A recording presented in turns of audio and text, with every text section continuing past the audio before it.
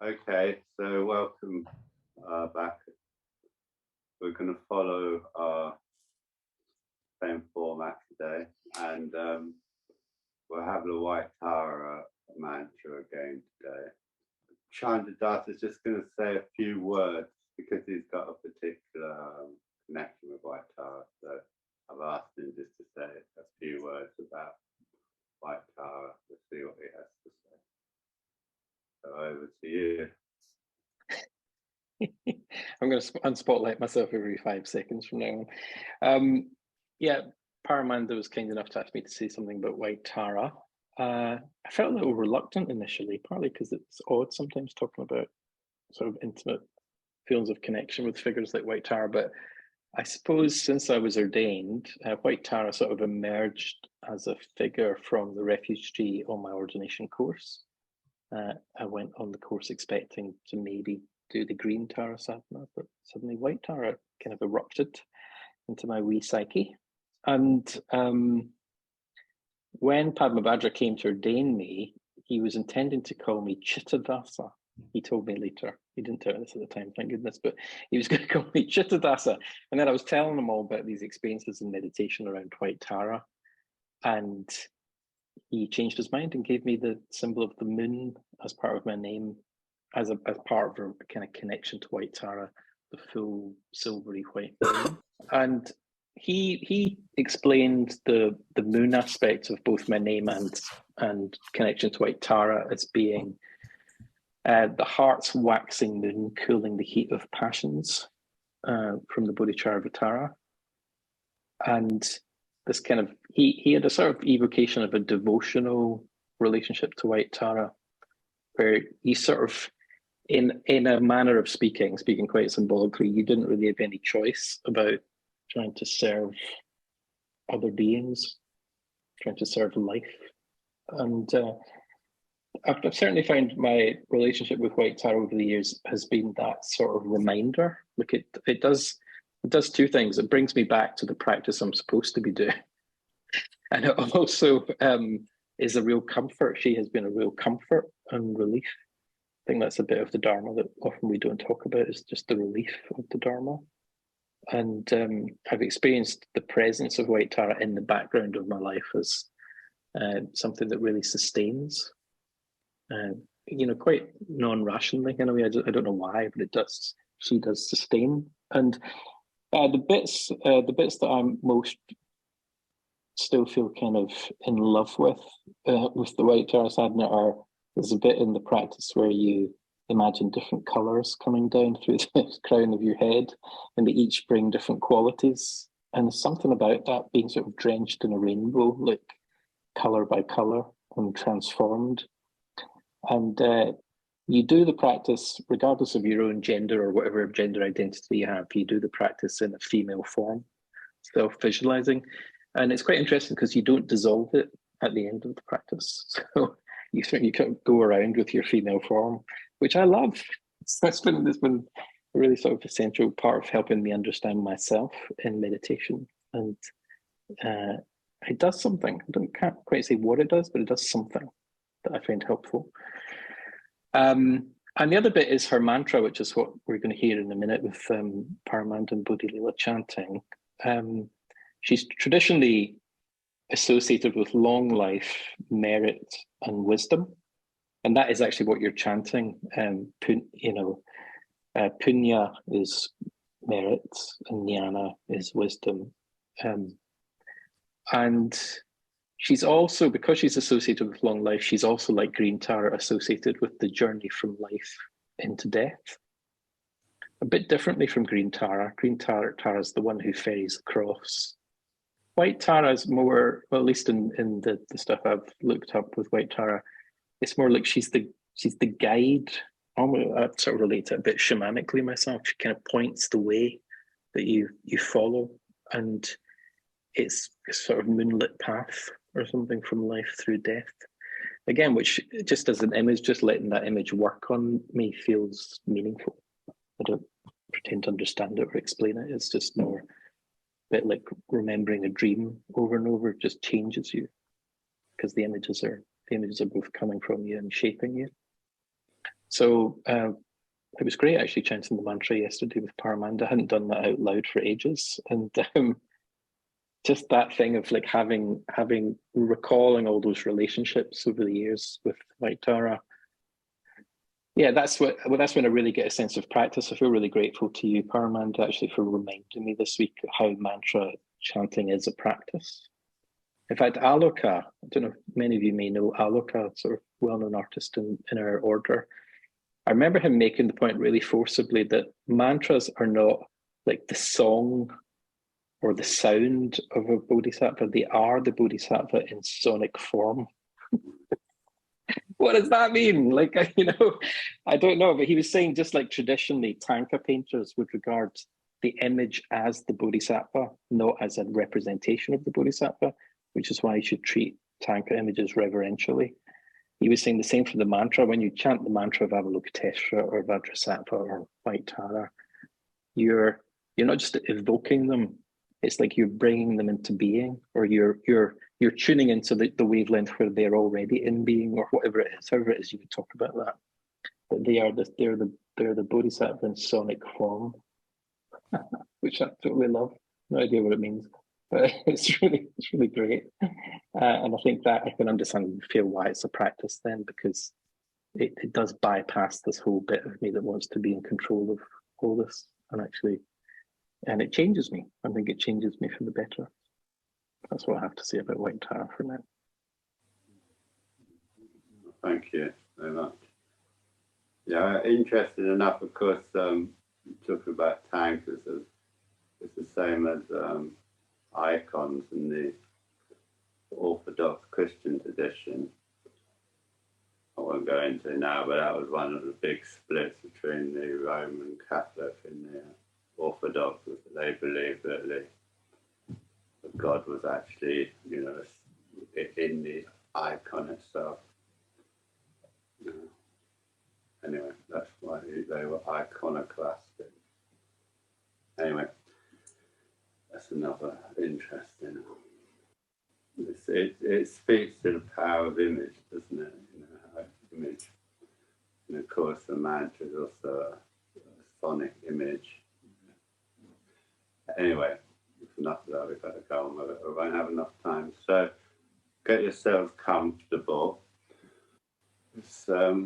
Just try and find the level of energy that's appropriate for you to engage as fully as possible. So if you try too hard, you'll get a bit exhausted by it. So if you don't put enough sort of energy into it, you'll also feel exhausted. So it's a good mantra chanting. It's also just a good, very practical way of getting to feel into right effort, what we call right effort in meditation, yeah. But not as the Goldilocks thing, just being in the right, not too much, not too little. Okay. So just get yourselves comfortable. I like to imagine the moon.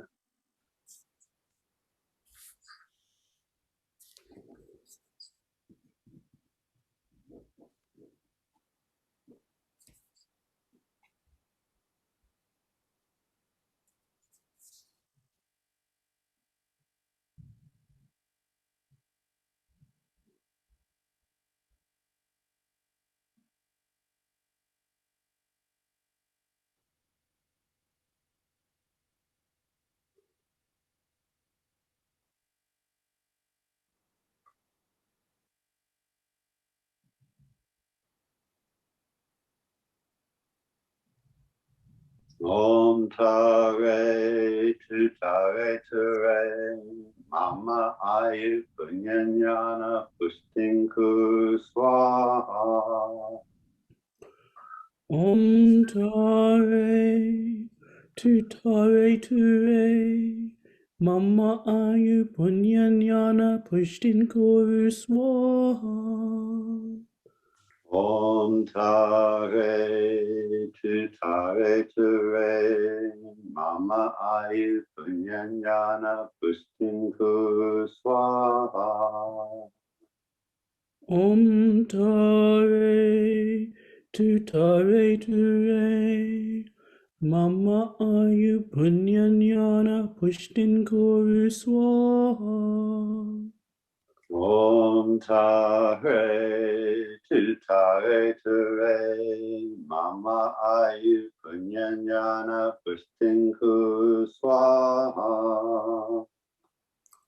Om Tare Ture Mama Ayu Punyanyana Pushtin Kuru Swaha. Om Tare Ture Mama Ayu Punyanyana Pushtinku Swaha. Om Tare Ture Mama Ayu Punyanyana Pushtin Kuru Swaha.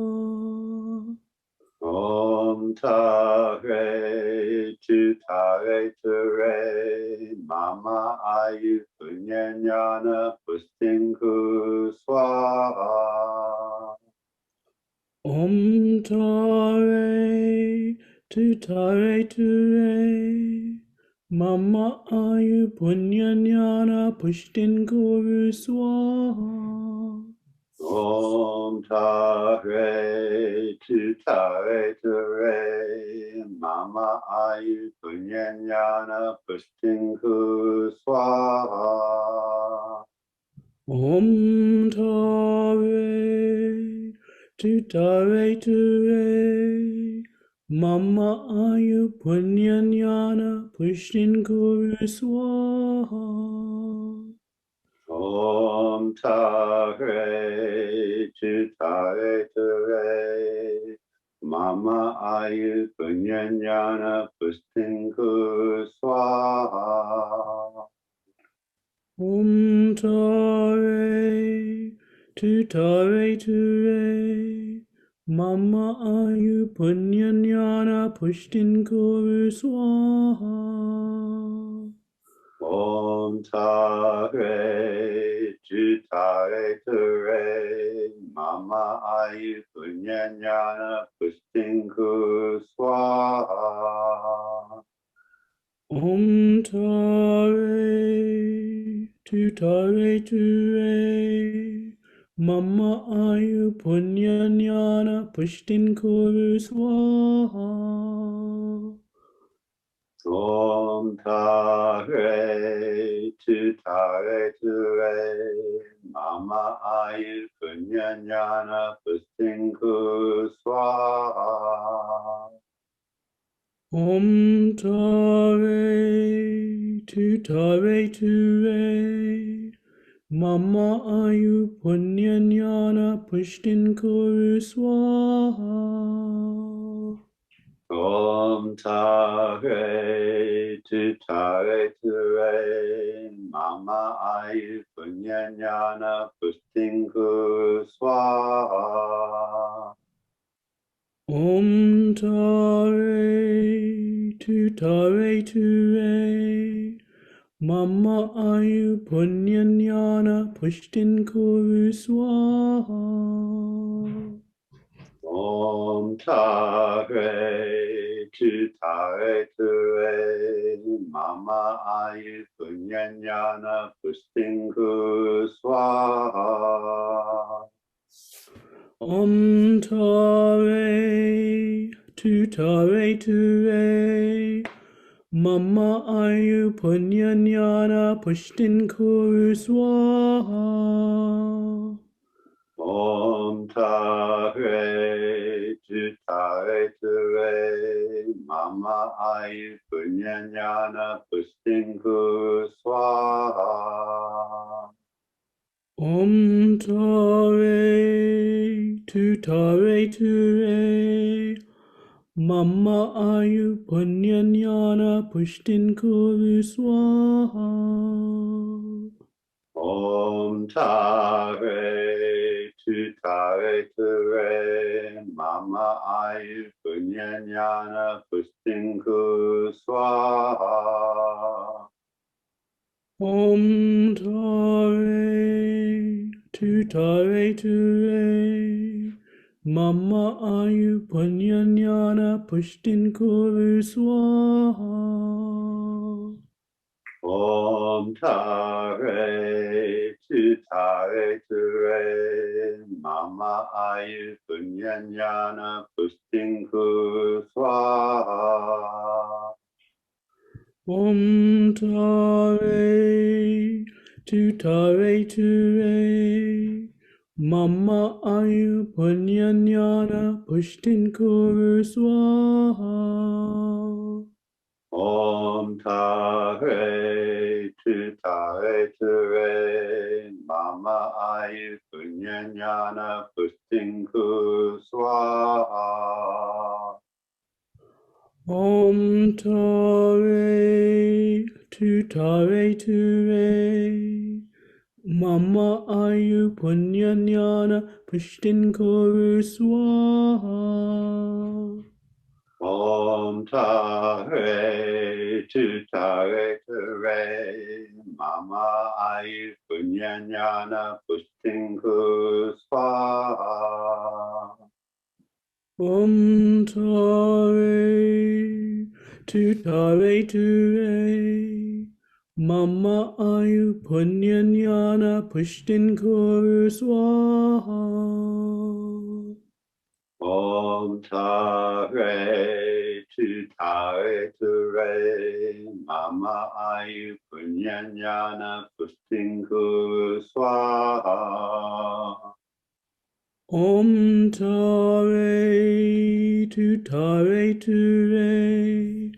Mama Ayu Punyanyana Pushtin Kuru Swaha. Om Tare Ture Mama Ayu Punyanyana Pustinku Swaha. Om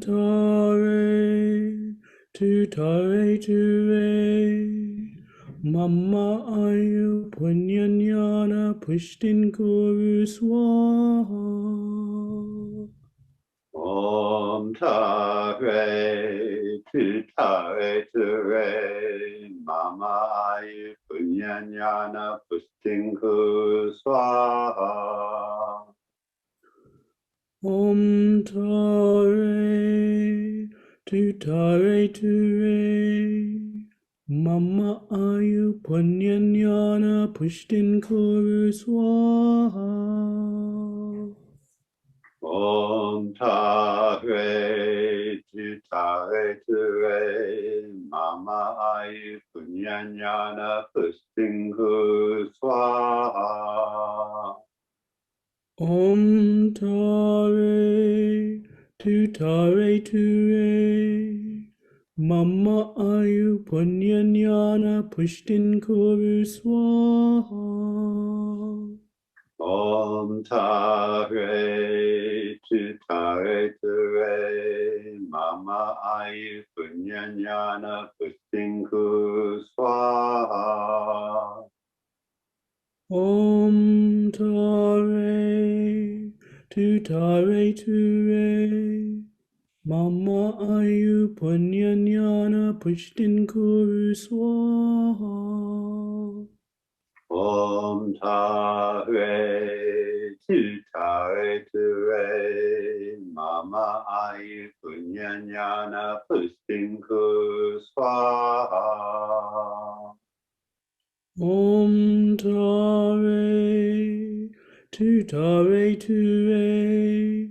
Mama Ayu Punyanyana Pushtin Kuru Swaha.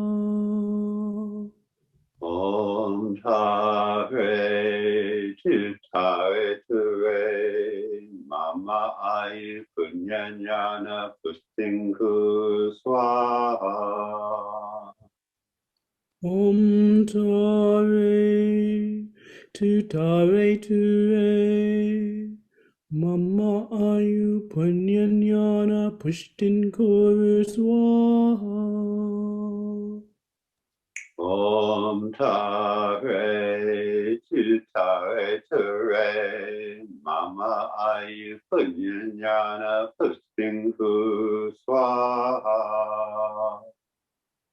Om Tare Tutare Ture Mama Ayu Punyanyana Pushtin Kuru Swaha.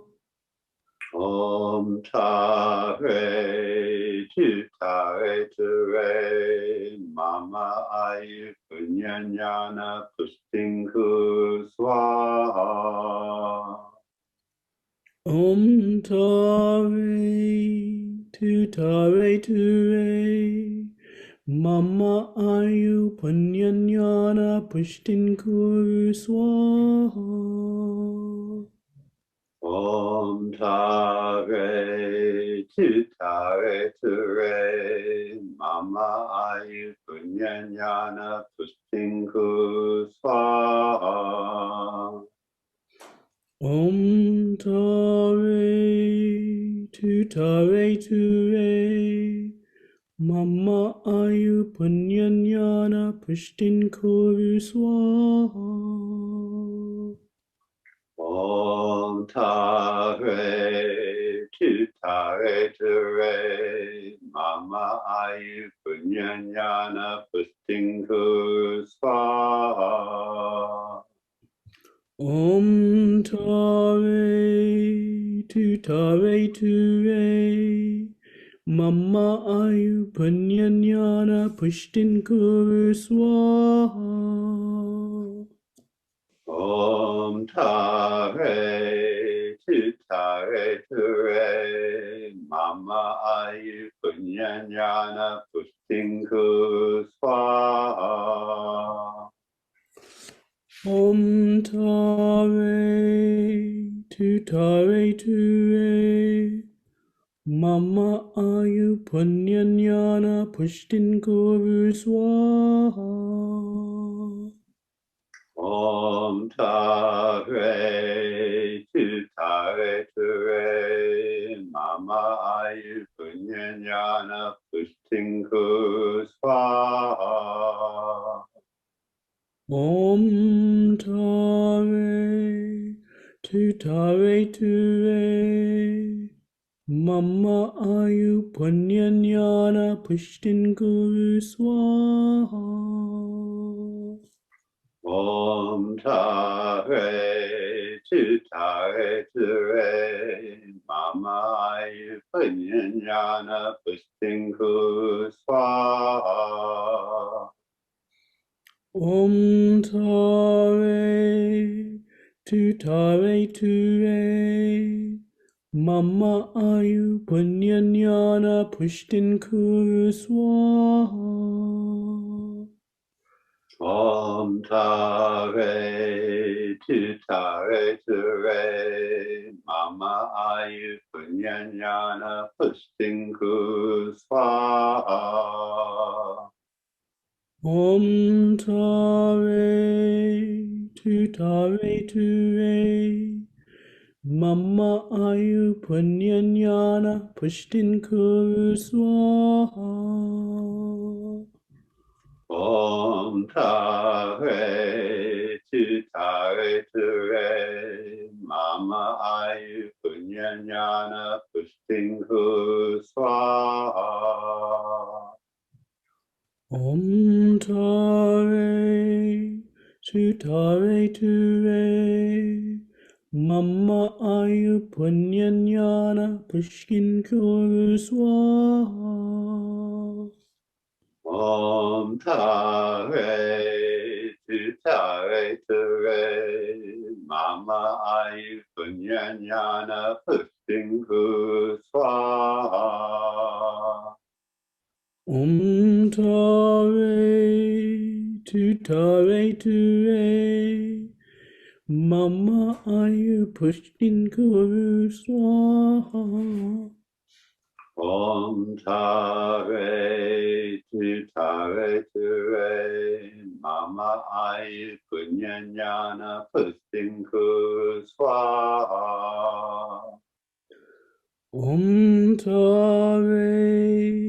Tutare Ture Mama Ayu Punyanyana Pushtin Kuru Swaha Om Tare Tutare Ture Mama Ayu Punyanyana Pushtinku Swaha. Om Tare Tutare Ture Mama Ayu Punyanyana Pushtin Kuru Swaha Om Tare Tutare Ture Mama Ayu Punyanyana Pushtinku Swaha. Om Tare Tutare Ture Mama Ayu Punyanyana Pushtin Kuru Swaha Om Tare Tutare Ture Mama Ayu Punyanyana Pushtinku Swaha. Om Tare Tutare Ture Mama Ayu Punyanyana Pushtin Kuru Swaha Om Tare Tutare Ture Mama Ayu Punyanyana Pushtinku Swaha. Om Tare Tutare Ture Mama Ayu Punyanyana Pushtin Kuru Swaha Om Tare Tutare Ture Mama Ayu Punyanyana Pushtinku Swaha. Om Tare Tutare Ture Mama Ayu Punyanyana Pushtin Kuru Swaha Om Tare Tutare Ture Mama Ayu Punyanyana Pushtinku Swaha. Om Tare Tutare Ture Mama Ayu Punyanyana Pushtin Kuru Swaha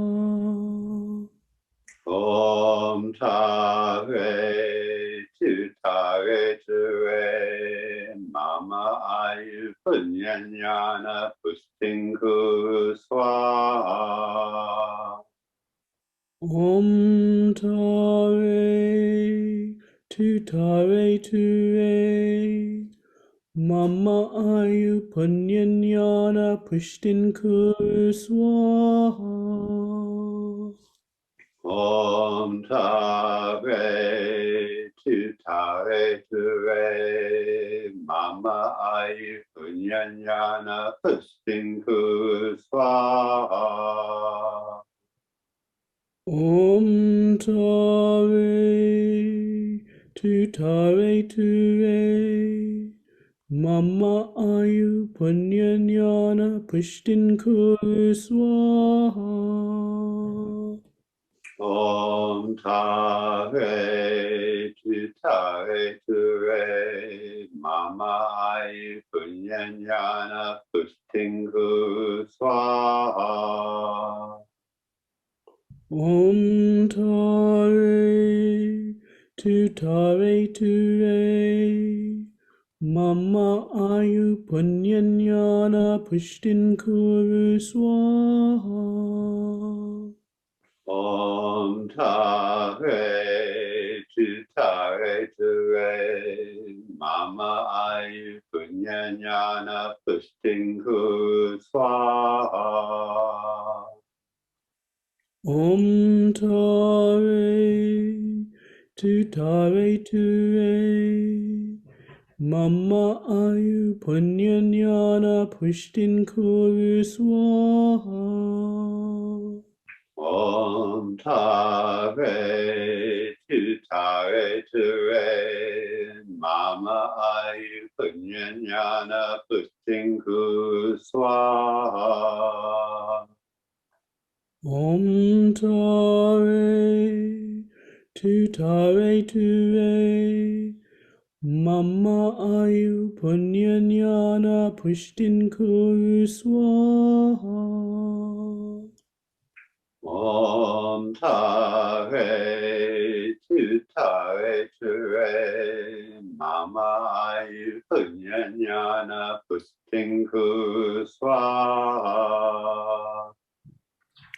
Om Tare Tu Tare Ture Mama Ayu Punyanyana Pushtin Kuru Swaha.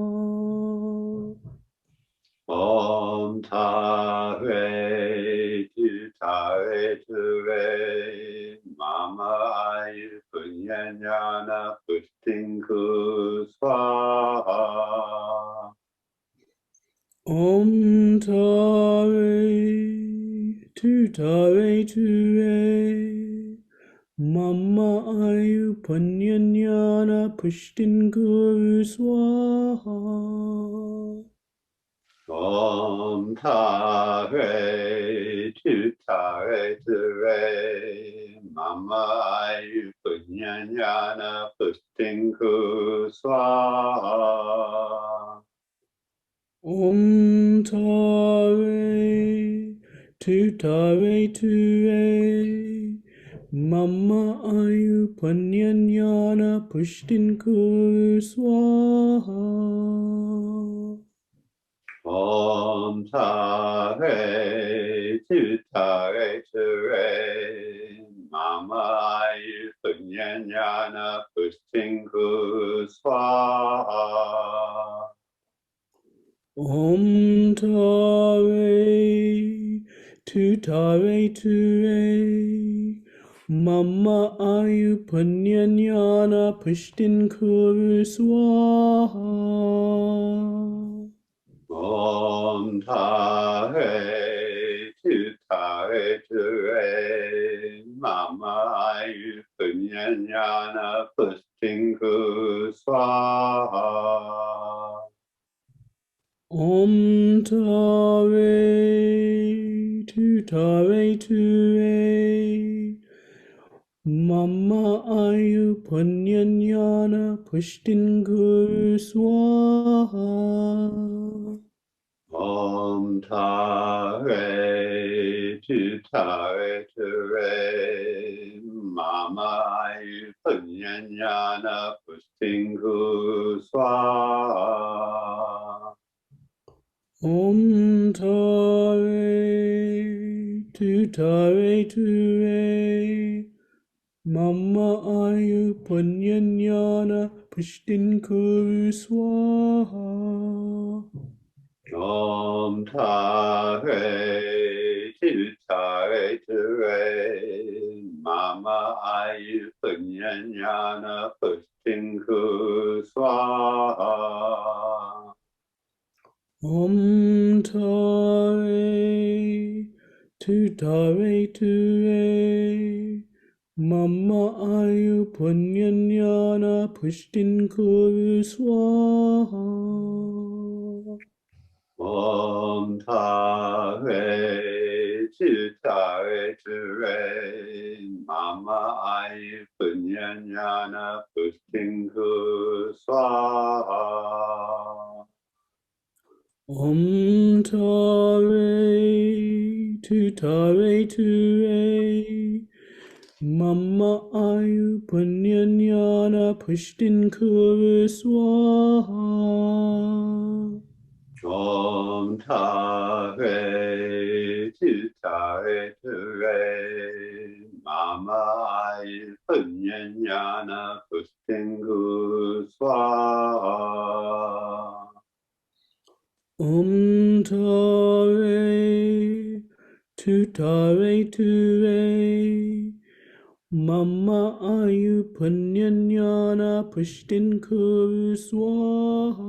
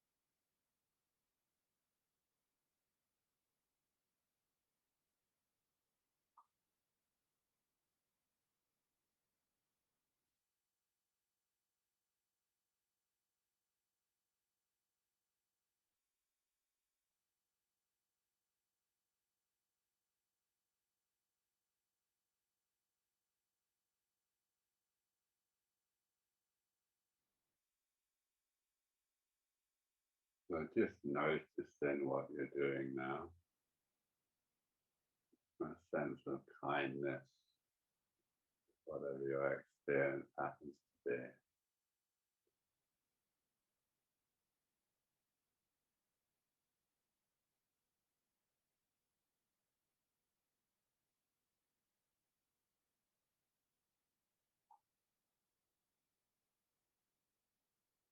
Sense of your heart, perhaps, sense of your belly,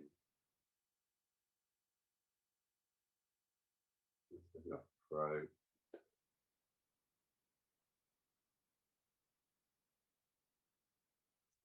Root in your crown, so just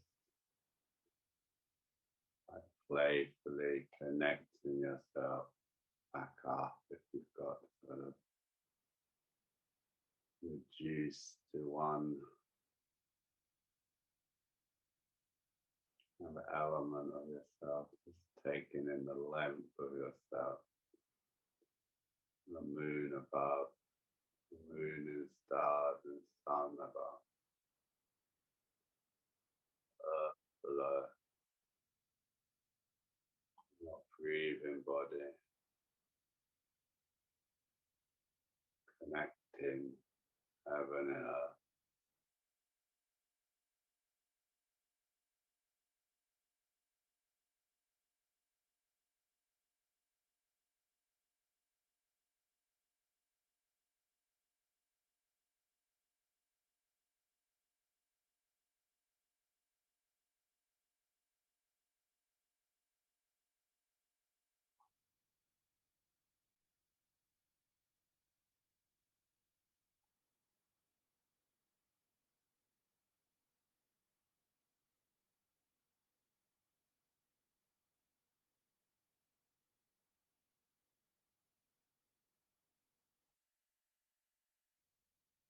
When you're ready, we'll just have a 5-minute break.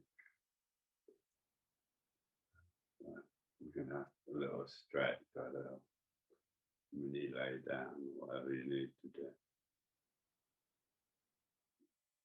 Okay, so we've got a little bit of time now. Anybody's got any questions or anything they'd like to say?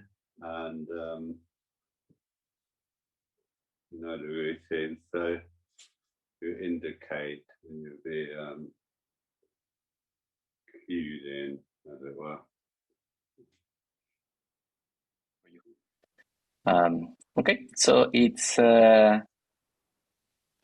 I hope that I'm pronouncing correctly your name. Yeah, that's completely fine.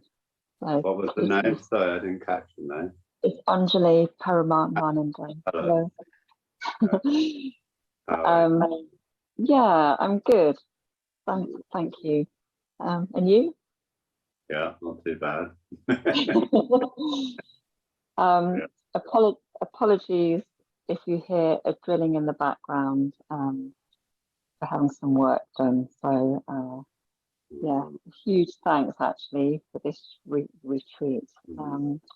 I just have a very stubborn question that keeps coming up for me over the years. Is that, and it's around this area of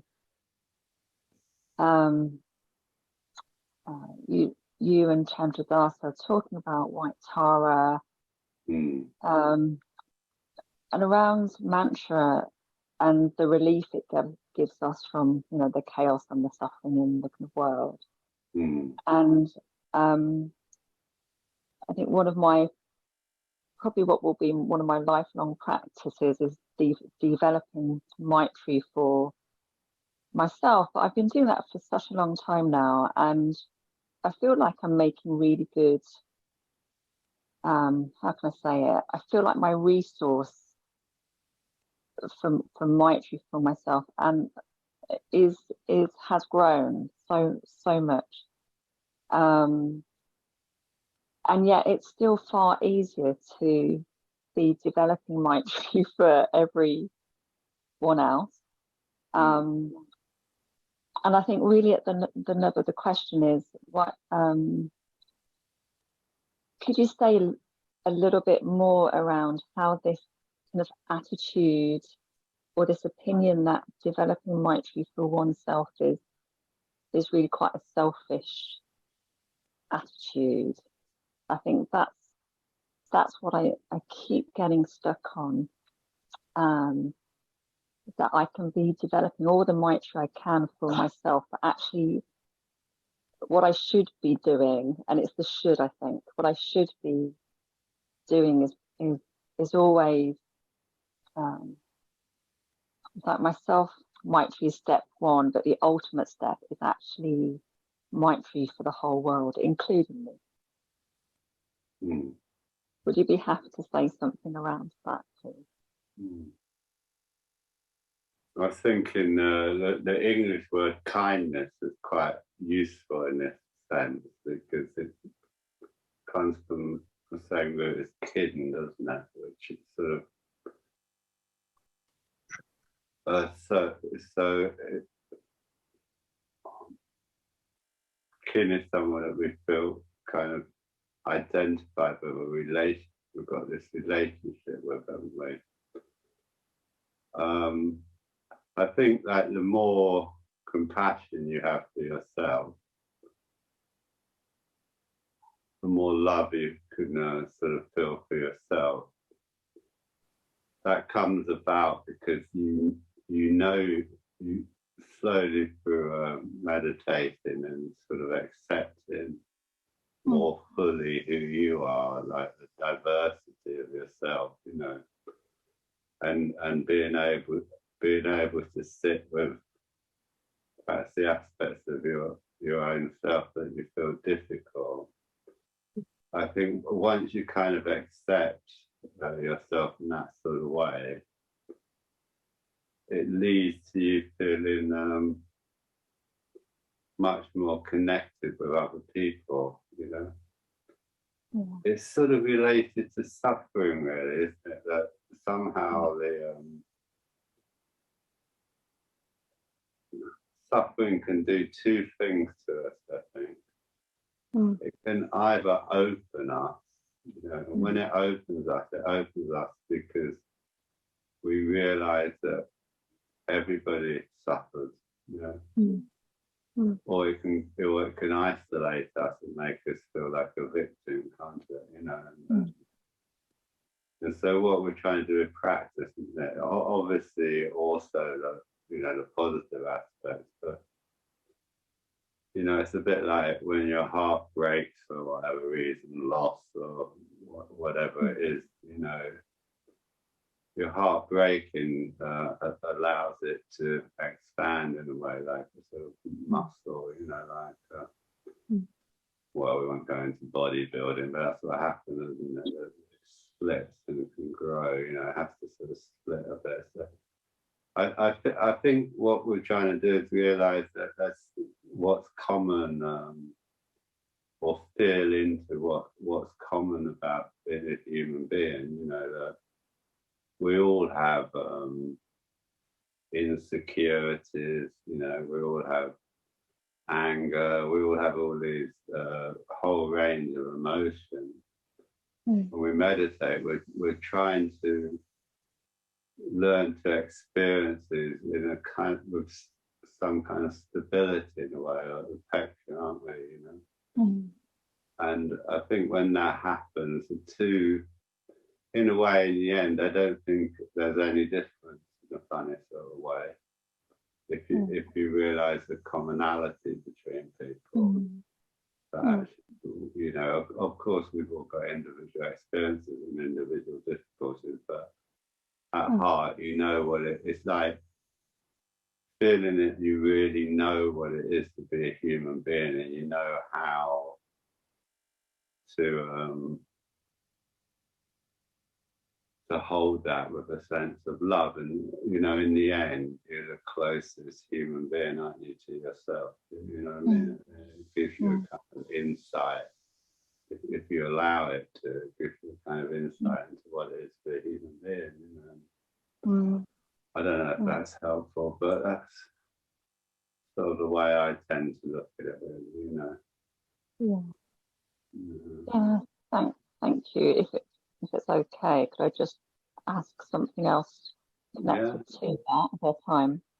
Sure, yeah, I'm sure it's relevant for other people as well. Sure, yeah. Okay, thank you. So as you're speaking and you're mentioning, as you're speaking, what's coming to me is White Tara. I feel a strong connection with her as well, and something to do with cultivating this sense of wish for a long life and cultivating those merits of kindness. It brings to me this sense of patience. So when you talk about stability, what comes up for me is the word patience and tranquility with that. So it seems like there's something around as we're cultivating these qualities of Maitri for ourselves and others. Actually, can we have that sense of Kshanti, that sense of patience, also imbued with that sense of love and kindness? Does that make sense? Yeah, it makes sense, I think. Yeah. Well, I mean, I think, they're connected, aren't they? All these, we divide these we divide our emotions into sort of qualities so we can kind of talk about them and make some sense of them. Yeah. The way they're all a continuum, aren't they?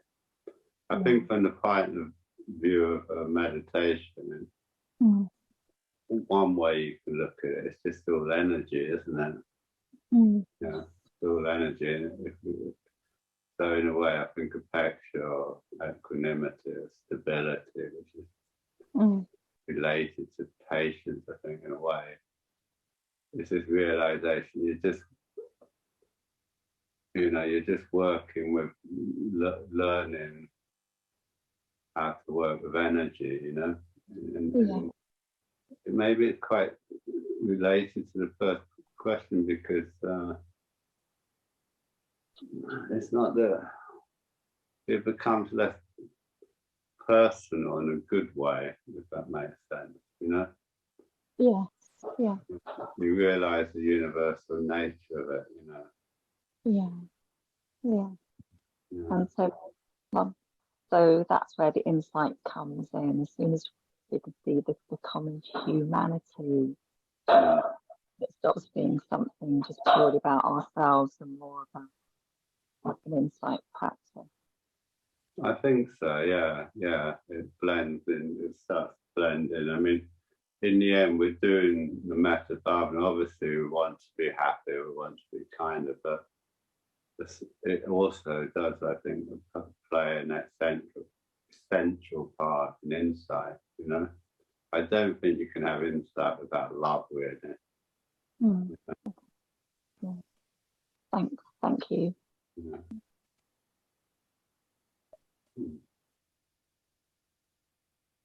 Thank you. Christine, will you like to go next? Yes, thank you. Hi, Parananda, it's Christine. I wanted to ask you, you spoke about white Tara and green Tara. I wondered if you could say anything about red Tara, please. Oh. She's red. I don't know. I don't really know anything about red Tara. I don't know. Bodhilila, do you know anything about red Tara?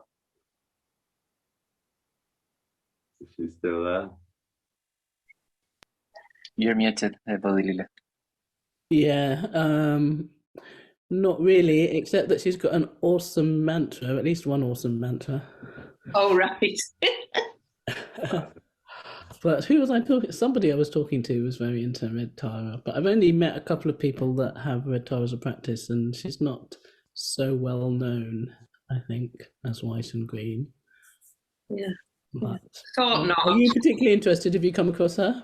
Only a tiny bit, but I just thought I'll just ask because I thought you might sort of mention her, but I don't know much about her. But the only thing I've heard about her is that she is quite wrathful, and I'm very inspired by Vajrayogini and the Dakinis. So I thought, oh, I wonder, I must have a look at her. So it was just curiosity, really. Yes, well, yeah. Yeah, but thank you. Yeah, sorry, we're not very helpful now. But I mean, Tara's got multiple. How many manifestations, major manifestations, Tara are there? 108 or something. A lot. There's 21 that are famous, but there's more than that. There is a whole verse about 108. Yeah, that's a lot of Taras. So I suppose it's all the same Tara, really, but just manifested in different ways as appropriate to the situation. That's one way you could look at it, you know? Yes, But, yeah. you know, sometimes being a little bit wrathful is appropriate to the situation, isn't it? You know? Yeah. You know, so maybe you could look at it that way. Yeah. Yeah. Okay, thank you. Fine.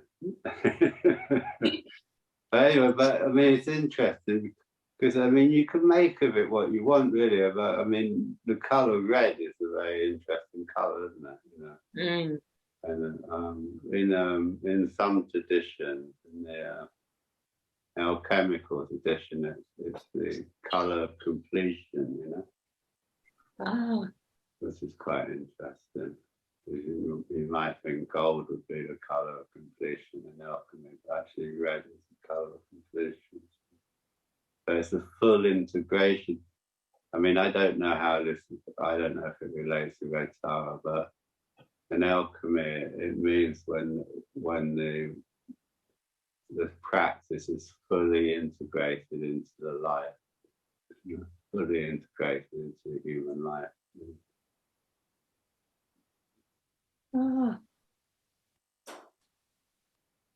Sorry for the awkward question. Thank you. No. You know, sorry for not my ignorance. I don't know.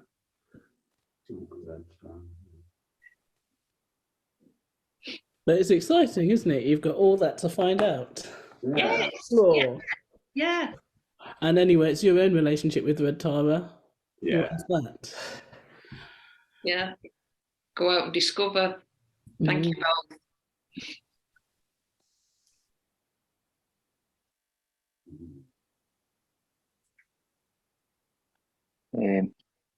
Maradi, would you like to go next?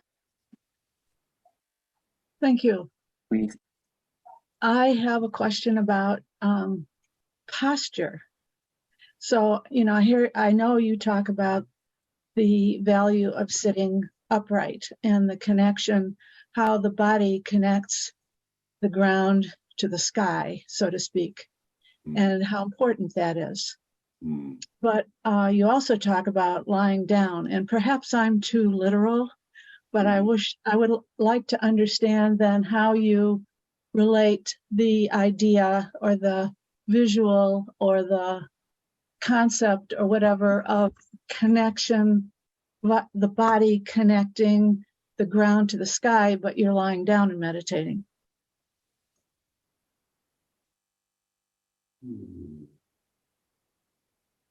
Well, I don't know. I'm not sure I quite. I mean, when we take the sitting posture, we've got a particular alignment, haven't we? A kind of particular energetic alignment.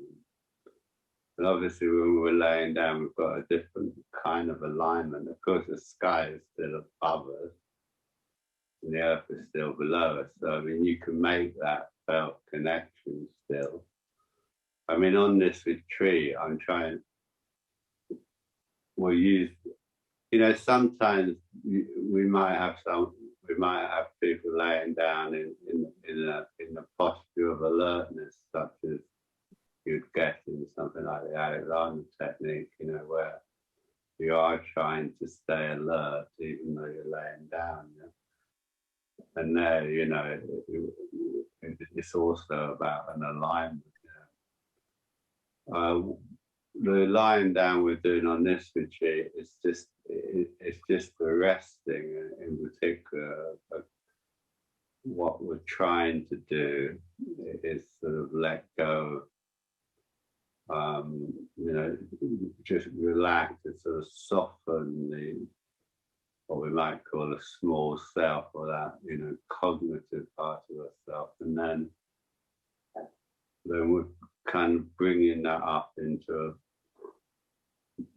a more kind of aligned structure, a more disciplined, if you want to use that word, posture, to bring back the sense of sort of clarity that sort of posture can give you.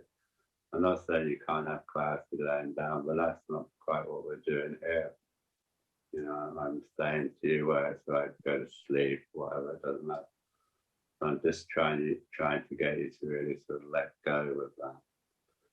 Then, bringing it up into a different sort of alignment and see what happens. But I don't know. Have you got anything else you want to say about that? Because I'm not 100% clear what you're. Well, I lie down to meditate, and I'm thoughtful about your exposition of the sky versus the ground and the connecting piece to that, because those are characteristics of what goes on in our mind, so to speak. So I've heard you speak about this quite a bit, and I'm aligned with your teaching, but I lie down to meditate, and I just wonder how I can adapt the idea of connecting. I mean, alignment, I understand. I can lie down and align myself. Okay, but the connection to earth and sky. Well, I think I'd put it through the heart instead. You could imagine the back and front of the heart. You see what I mean? But it's just that. I mean, it's just. Yeah, I think that's what I would tend to say. I wasn't able to sit upright for whatever reason. So I had to lay down to meditate. I think I'd probably try and do the same sort of thing, but rather than using the crown and the root, using the heart, But that's just off the top of my head, I don't know. I'd have to experiment by doing it, I think, So I think, you can still have that sense, can't you, of the sky above you, and like a blanket then, isn't it? The sky, quite often referred to as shelter in the sky, so it's a bit like having the sky over you, yeah, so I don't know really what else to say about that. Can I ask you, do you lay down because you've got sort of back trouble, or? No, because it's the most useful way I can meditate. Having meditated over the years, I find lying down meditation to be most effective for me. Okay, yeah. Thank you. That's helpful. It's very helpful. Thank you. Yeah, okay. Thank you. We have around 6 minutes left, and we have 2 people that want to ask some questions. So, Kiran Ashri, I don't know if I'm pronouncing your name correctly. Sorry about that. Would you like to go next? Hi, thank you. Yeah, Kiran Ashri. Hi, Paramananda. Hello. Hi, so I wanted to just ask you a bit more about the sitting. I think I slightly missed what you said to Anjali. Did you say like sitting with equanimity with the difficult emotions? That I was just recalling when you were saying that like yesterday, there was a lot of fear in my experience, and I was trying to kind of feel into it, not get caught in story, and just kind of remind myself that this arises because it's part of being a human being with a particular nervous system, and kind of trying to have a sense of connection with others also feeling similarly, and just accept it was there, and trying not to push it away, which was quite hard. So I'm wondering, you know, kind of when you say sitting with equanimity, if that is what you said, what you were thinking of and like how you approach that.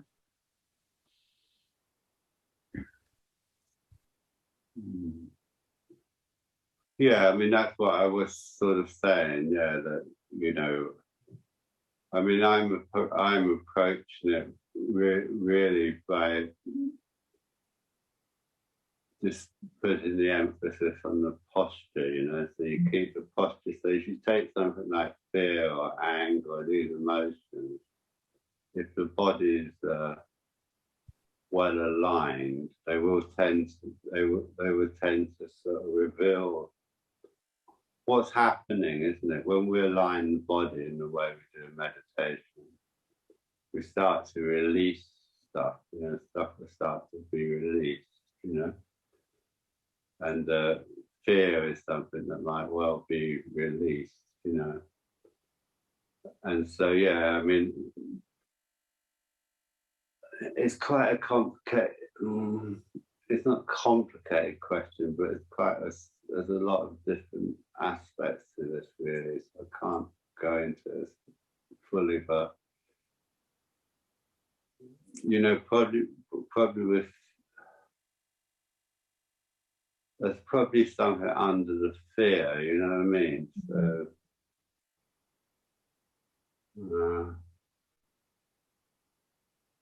fear is a sort of reaction, isn't it, to feeling threatened in some way. So it's sort of, yeah, I mean, I think if you can just sit with it without, as you say, not get into the story, but I want to make a subtle distinction between not getting into the story, but allowing yourself to experience the image, if you like. You got the feeling, but there might well be a kind of image with it, or a memory, or something. So you don't want to block that.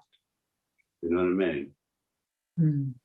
So it will have a psychic, you know, it is energy, but it's also, you know, it's a physical thing, but it's also a psychic thing, isn't it?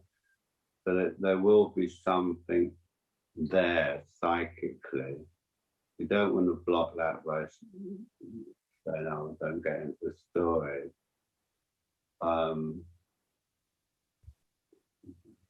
But you want to let it,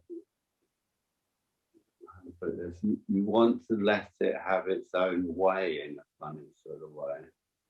Do what it wants to do, and not what we don't want to do with this stuff is start rationalizing it. So that's why we make stories, and we're trying to make it safe.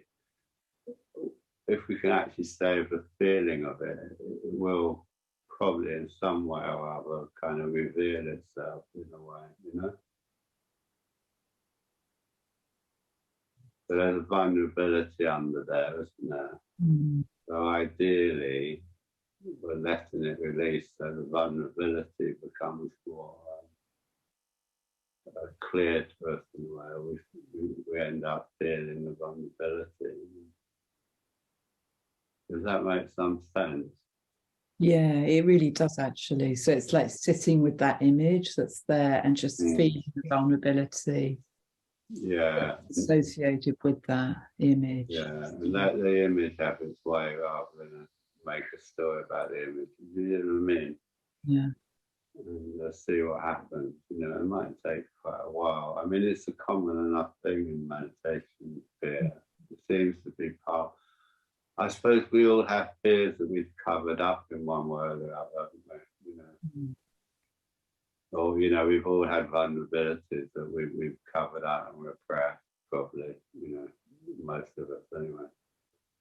And so, you know, it will take the time. So you don't, you know, you want to sort of let it have its own life, if that makes any sense, you know. You know, the Tibetans talk about these things self-liberating, don't they? Self-liberate when we get out of the way. So the we of the ego gets out of the way. But that doesn't mean it won't have a content. You know, it might have a memory, it might have an image, you know, or it might well nearly always have another feeling under it, you know, for both of fear. Yeah. But it's sort of hard to generalize about this stuff, you know, because it is very sort of personal, isn't it? You know? But yeah, it sounds like you're doing what you can, you know, you sort of sit with it, breathe, you know, try and stay with the kind of physicality of it and see what it does, you know, what it's up to. With as much sort of love as possible. Thank you. Yeah, thanks. Okay, well, let's get the last one in quickly. I know we'll go a bit over time. Great. Yes, Dan. Yeah, thank you. Thank you for going over time. So I'm Dan. I had a question about kind of the masculine and feminine in meditation, because I really appreciate the way. What? No. I just figured that would be very quick answer. No, it's not. Yeah, well, yeah. If it's not, then I'm happy to just say it, and we can move back. So yeah, your experience, my experience of your teaching is it emphasizes the kind of feminine, receptive, like caring, nurturing qualities, and like all of the kind of mantra charting we've done has been around kind of feminine archetypes.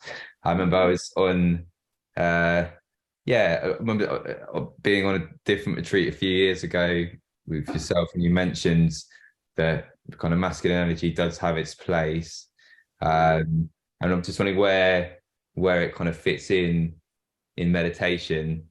And I'll leave it at that, I guess. Yeah, but you know, listen, I'm just going to say this, which might sound a bit odd. I don't know if it sounds odd, not odd particularly, but in a way, though in a way we could say the body is feminine because it's matter, yeah. Like the physical body, and we're talking about softening. Actually, the posture is quite masculine. I don't know if that makes any sense. Yeah, that's kind of, that was in like a kind of protective container. I had that image. Or I don't know if that's... I mean, it's very hard to literalize. We don't want to be literal about this, and I don't know because I'm a bloke, aren't I? So I don't know what it's like for women, but you know, there is a sense that I think that bodies are. This is going to sound weird, isn't it?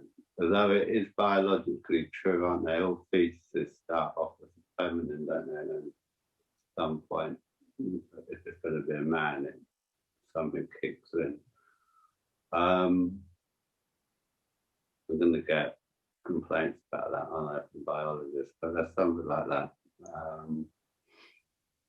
But from a meditation point of view, of course, we're not really talking about men or women, are we? We're talking about. But yes, anyway, yes, the masculine certainly got its role. Certainly, certainly,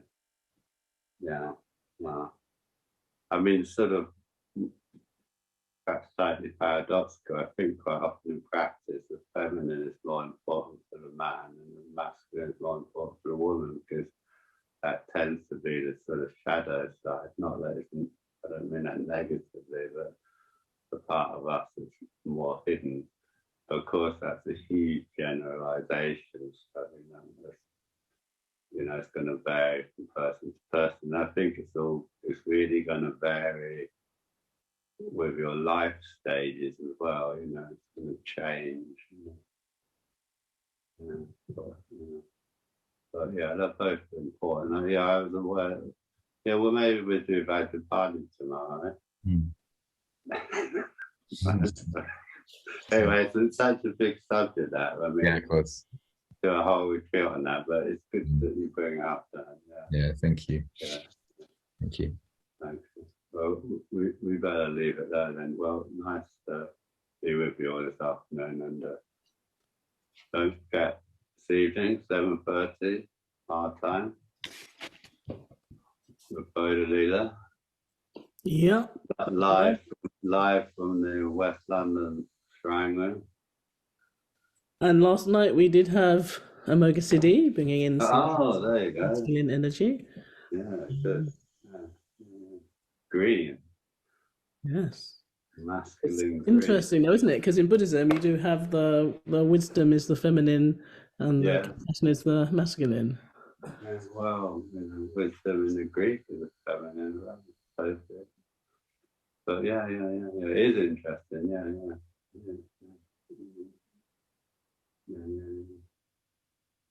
Yeah. Interesting thing to explore, isn't it? In these days when there's a shift in this whole area. It's great. But yeah, we need both, don't we? So far as we bifurcate in that way at all. Okie dokie. Well, we'll leave it there for this evening, this afternoon.